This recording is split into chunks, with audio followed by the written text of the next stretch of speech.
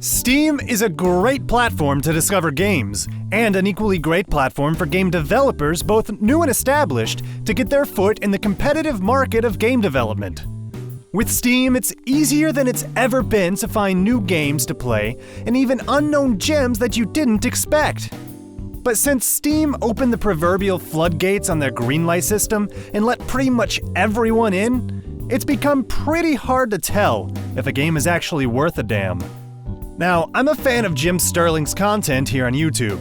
His series, Best of Steam Greenlight Trailers, does a good job of highlighting some of the crap that people put up on that community. But what's interesting is how much of that garbage actually makes it to the storefront. Look, I don't think I'm being rude or reductive when I say it's garbage either. Some of this stuff on Greenlight and on the Steam store itself is some of the worst, low-effort, broken crap I've seen put up for sale anywhere. Let's take a look.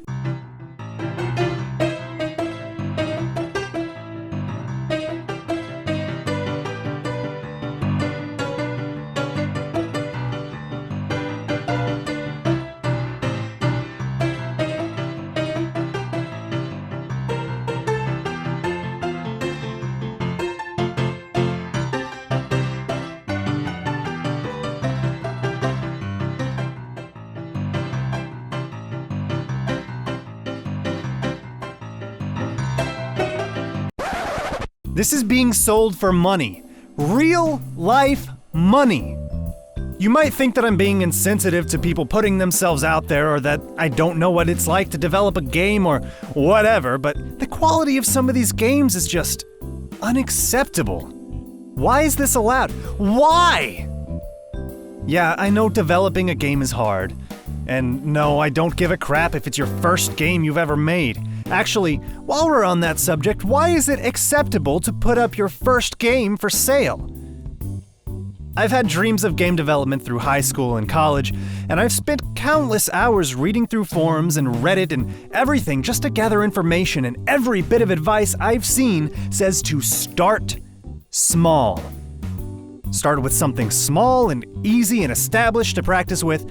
Start with Pong. Move to Tetris, then maybe a simple platformer. I don't know. Each of these games will help develop and reinforce the skills that you need to actually create a game that people will want to play.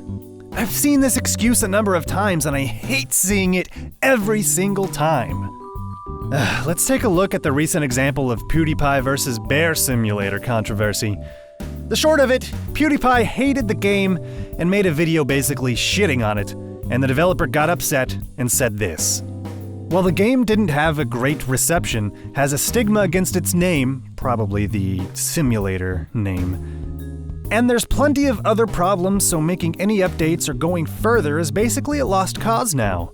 Plus, not skilled enough to make the game better than it currently is or write better updates than previously. Now, this is just the most prominent and most recent example that I could think of. Wait. Not skilled enough to make the game better? This shouldn't be happening. Like I said, I can appreciate the difficulty of game development, but some of these game developers don't have an appreciation of it themselves. The only time they start to appreciate it is when it's way too late.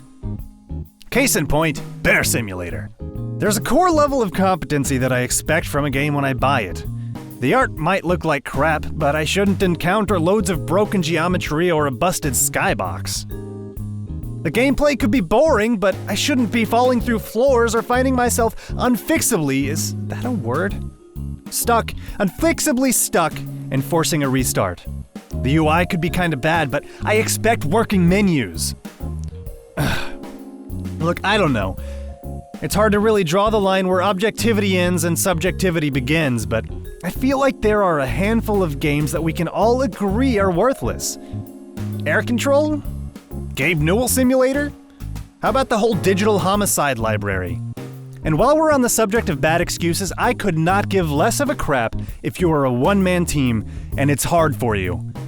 While you're over here making excuses for yourself, I'll be over there playing some of these other fantastic, fully fleshed out and working games made by a single person. I guess there's not really much of a point to this video. These are just some thoughts that have been rattling around in my head for a while. If you have anything to add, please feel free to chime in the comment section below. And if you liked the video, please remember to hit that like button, and if you haven't already, I would very much appreciate it if you hit that subscribe button as well. And I will see you next time.